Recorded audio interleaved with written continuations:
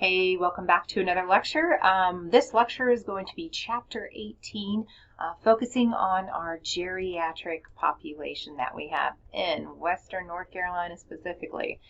So we are going to be discussing the unique challenges and strategies for assessing and managing our older adult population. This group often presents differently. They may have septal symptoms, multiple chronic illnesses, and overlapping psychosocial factors. As community and field paramedics, understanding these nuisances help us provide care that's both compassionate as well as clinically sound. When assessing a geriatric patient, your foundational skills do still apply, so the basics are still key, but you'll need to think broader. Older adults, or like I like to call them, our active agers, often have vague or generalized complaints such as, I just don't feel right. That could mean infection, medication interaction, or even cardiac ischemia. Be thorough, use multiple assessment tools, and don't rely on that one symptom alone. Their presentations are often subtle, so observation is your best friend with these patients. Attitude matters. As healthcare providers, we must approach older patients with professionalism, patience, and genuine respect. So treat every patient as an equal, regardless of age, mobility, or communication ability. Biases or dismissive tones can erode trust instantly, so maintain kindness and clear communication at every step. Also, don't use pet names. Our active agers generally like to be referred to as Mrs. or Mr. Smith. I'm really bad about calling people honey.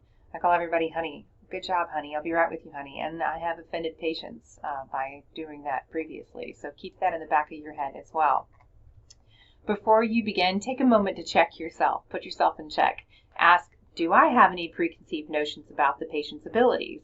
Avoid stereotypes like assuming confusion or dependency, and never let frustration or apathy creep in. Older adults can sense when they are being brushed off. They've been around this world a lot longer than we have, so they pick up on that BS pretty quick. Every patient deserves the same curiosity and the attention as the next one does. So to build trust and rapport and prevent miscommunication, your body language and your tone matters just as much as your words do. Maintain eye contact, speak slowly, and articulate clearly. Avoid medical jargon. Translate terms into plain language. I'm bad about that. I teach it, so I use the big words, so I have to really focus on making sure that I'm using layman's terms when I'm on a truck. Always ask the patient to describe their symptoms in their own words. A helpful tool here is the LEARN mnemonic: listen, explain, acknowledge, recommend, and negotiate. Older adults often have multiple overlapping conditions like we mentioned before, so use the concept of Occam razor. Look for the simplest explanation, but don't overlook the possibility of multiple causes. Medication side effects, chronic illnesses, and social factors can all blend together. Your job is to separate what's chronic from what's new or what's worsening. Aging itself is a gradual, subtle process. With time, organ systems lose their efficiency, the heart pumps less effectively, the kidneys filter more slowly, and our thermoregulation weakens. Because of these changes in older adults' ability to maintain balance, our homeostasis is greatly reduced. Even small stressors, dehydration, infection, or heat can have a serious issue and cause instabilities. Cognitive changes are one of the biggest assessment challenges. The three main causes of altered mental status in geriatrics are dementia, depression, and delirium. Dementia, we know, is slow and progressive. Depression often looks like withdrawal or forgetfulness, but can improve with treatment. Delirium is quick. It is an acute thing. Generally, it's temporary and often signals something serious, like an underlying condition, such as an infection, hypoxia, or a drug interaction. So we need to be able to distinguish between these. It is crucial. When gathering information, always talk to the patient first. Make them your first focus, even if a caregiver is present and trying to, direct your focus. Talk to the patient first. Address them directly to maintain dignity. Once you've done that, use the caregiver to clarify your history or the gaps, help them fill in the gaps. This approach keeps the patient at the center of our conversations. Establish a cognitive baseline early in your interaction. Ask orientation questions. What's your name? Can you tell me what today is?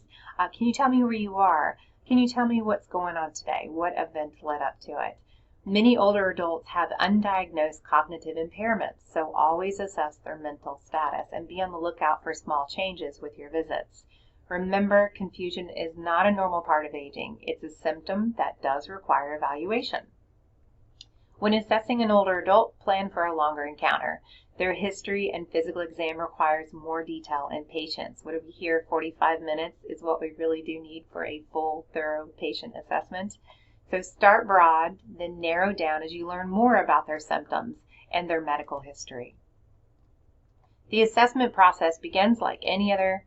You have general information, your chief complaint, and the history of present illness. But for our active agers, you'll need to pay attention to the small changes, like subtle weaknesses that are starting, poor appetite, mild dizziness, because these are often early signs of a major illness. Next, gather past medical and family history, social habits, medications, and allergies. Be sure to review the living conditions, nutrition, and access to care with them. These all affect recovery as well as long-term health outcomes. The clinical picture in older adults can be complex.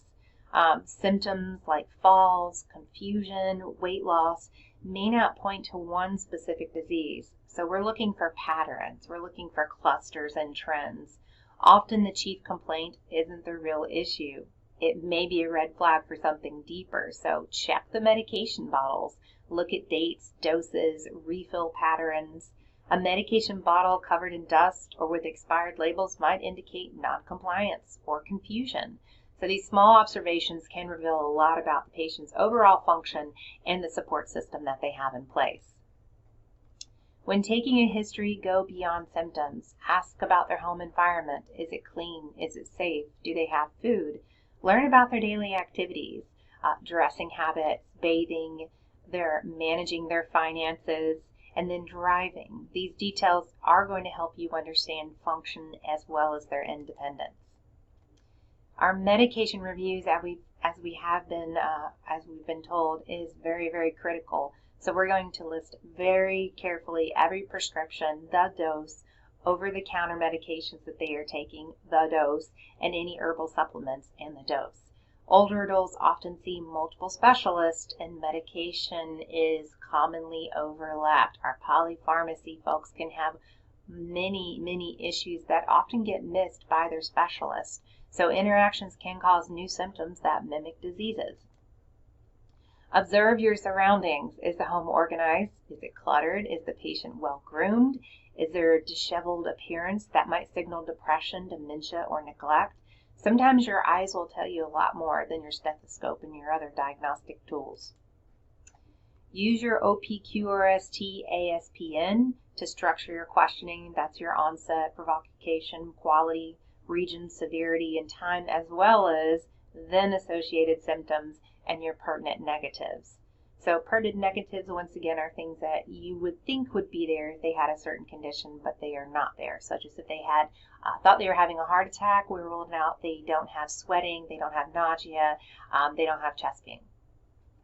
So many older adults won't describe pain the same way you'd expect. Instead, they may use words like, I'm tired, I just feel heavy, my arms feel heavy. So listen for what is said and what is left unsaid. After you've established the main complaint, ask about other associated symptoms, fatigue, confusion, loss of appetite, or dizziness. Pertinent negatives are equally important. No fever, no chest pain, no shortness of breath. These details are going to help narrow your differentials and avoid missing something life-threatening. Our active agers often have a long medical history, so gather surgical, psychiatric, as well as a family history. Look for those trends, like multiple cardiac interventions or a family pattern of diabetes or dementia. These insights guide both treatment and prevention discussions. Polypharmacy. It is one of the most crucial issues with geriatric populations. The average adult takes 4 or more prescriptions, and it is even more so for our active agers. 5 is the new norm, as well as several over-the-counter drugs. So ask about drug names, doses, and timing, and always check for allergies or intolerance. Side effects or interactions frequently mimic new illnesses, which is a vital clue for any provider. Maintaining a medication inventory keeps patients safe. Encourage them to keep an updated list or bring all of their pill bottles to visits. Document every medication accurately. It's the only way to detect duplication or dangerous combinations or doses. Compliance improves when we simplify regimens and we involve their caregivers. When reviewing those medications, once again, look at the dates, the dosage, when they were actually dispersed, how many are still in the bottle. If bottles are outdated or nearly full, that might signal noncompliance once again. Or maybe they're just getting generally confused and they need a simple system set up. Or maybe they have economic barriers. They can't afford their medications any longer. Never assume it's intentional and explore why. Ask those questions. Substance misuse isn't just a young person's problem. It is not. I've been to many geriatric overdoses.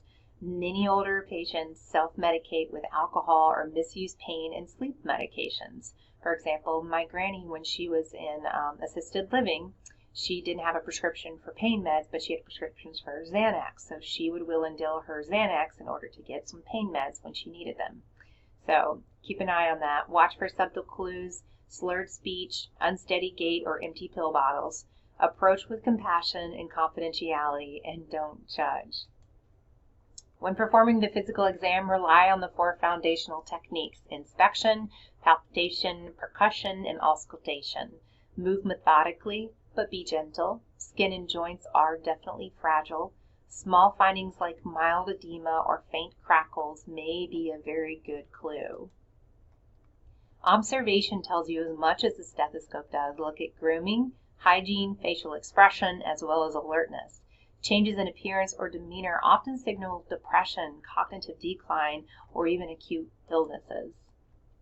There are 5 I's with the geriatric guide.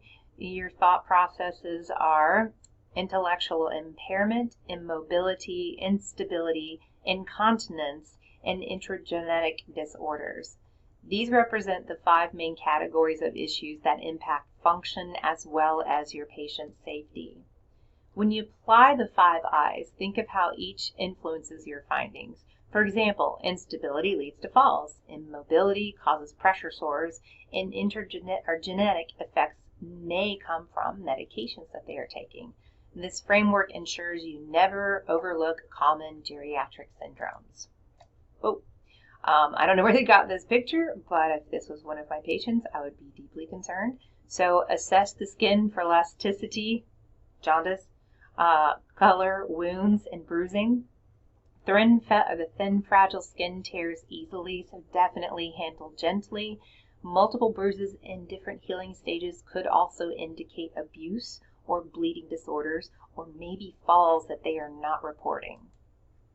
Inspect the head and the face for injuries, for asymmetry. If there's evidence of trauma, evaluate for altered mental status. A fall may have caused a small brain bleed to occur. So use caution. Palpating the neck, arthritis, and fragile bones definitely increase the risk for this, as well as our blood thinners.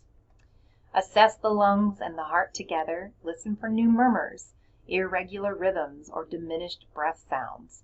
Take blood pressures on both arms when possible and look for resistant hypertension. It could signal vascular disease. Evaluate airway function and note the increased work of breathing, which is common in older adults. Use lung auscultation techniques to detect fluid or consolidation earlier. So by tapping, as in percussing, hyperresonance, as well hyporesonance. Begin with mental status. Ask our orientation questions: person, place, time, and event. If the patient is confused, determine whether it's chronic or acute. That distinction is hopefully going to direct your next steps. So, depression often coexists with chronic illness, but it is under-recognized. People also don't want to say that they're depressed. They see it as a sign of weakness. or they're worried that they're going to have to add a new step or a new doctor into the regimen. But ask open-ended questions about sleep patterns, their appetite, as well as their outlook on life, where they are in this world. Tools like the Geriatric Depression Scale can help you with that assessing the risk. Dementia is that gradual decline in memory and executive function. Always consider reversible mimics like thyroid disorder, medication effects, or depression before labeling is permanent. Delirium develops quickly and is reversible if the cause is found. Generally, like we mentioned, very commonly could be infection, dehydration, or medication, UTIs, one of the number one things. So recognizing delirium early prevents hospitalization and complications down the line. When we're doing our abdominal assessment, palpate the abdomen gently. Organs may shift with age. Note tenderness or distension. Always compare findings to the patient's normal baseline when you know them. Older patients may lack fever or pain even with serious abdominal diseases. Maintain suspicion for silent infections, bowel obstructions, or bleeding. Evaluate both active and passive range of motion. Distinguish between normal age-related stiffness and new onset weakness or pain. Reduced movement, arthritis, or kyphosis all affect mobility and breathing. So document their posture as well as their gait. These influence the patient's fall risk as well as their overall function. Know the common deformities of the hand and fingers. Osteoarthritis often can cause our Herbinden's nodes and joint swellings. Symmetry helps you differentiate chronic disease from acute injury. When findings are symmetric, they are more likely to be normal aging changes. Unilateral pain or swelling usually indicates pathology. Always investigate further. Falls are the number one cause of accidental death in the United States for adults over the age of 65.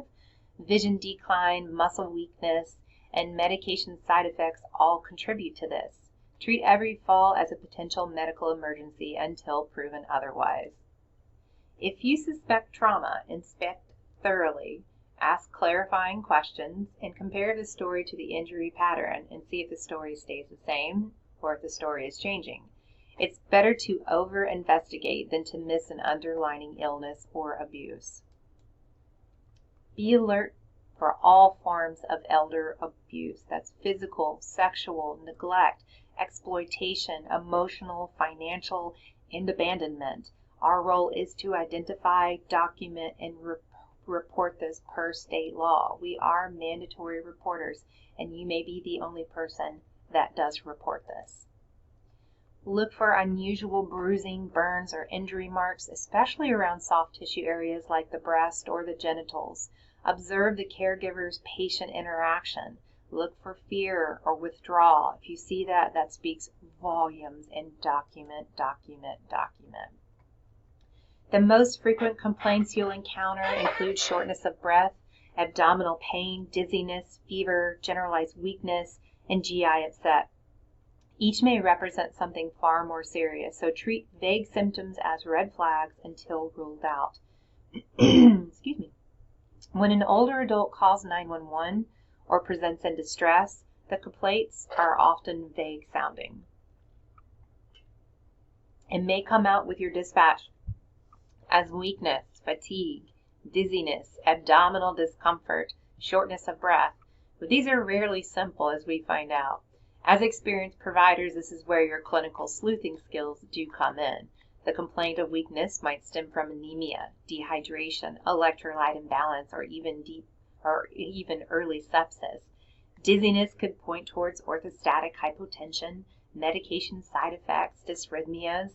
The patient reports not eating well. Think of depression, poor detention, maybe their teeth are breaking down on them, dysphagia, or other things that could occur.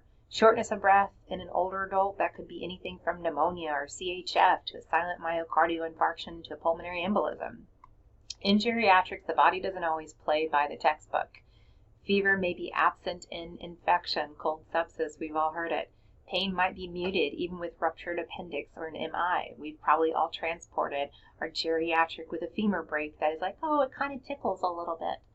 So your job is to notice patterns and piece together clues that don't immediately fit. That's what experience separates the responder from the clinician.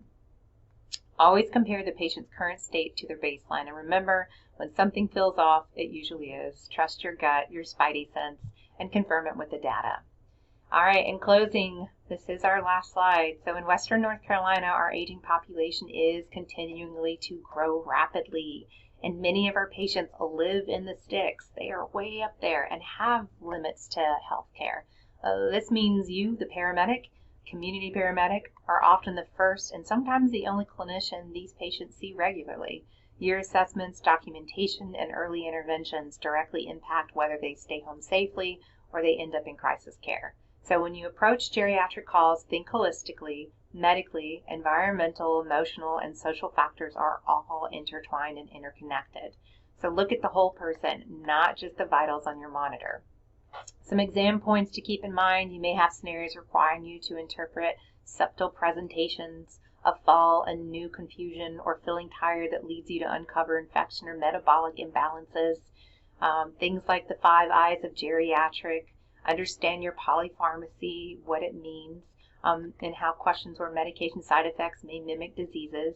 Focus on critical thinking and not memorization. The exam rewards a logic, pattern recognition, and prioritization. And finally, remember that communication and compassion are clinical tools, some of the best ones we have. How you listen and observe can reveal as much as any lab result will. Serving the older population isn't just about medicine, it is about advocacy.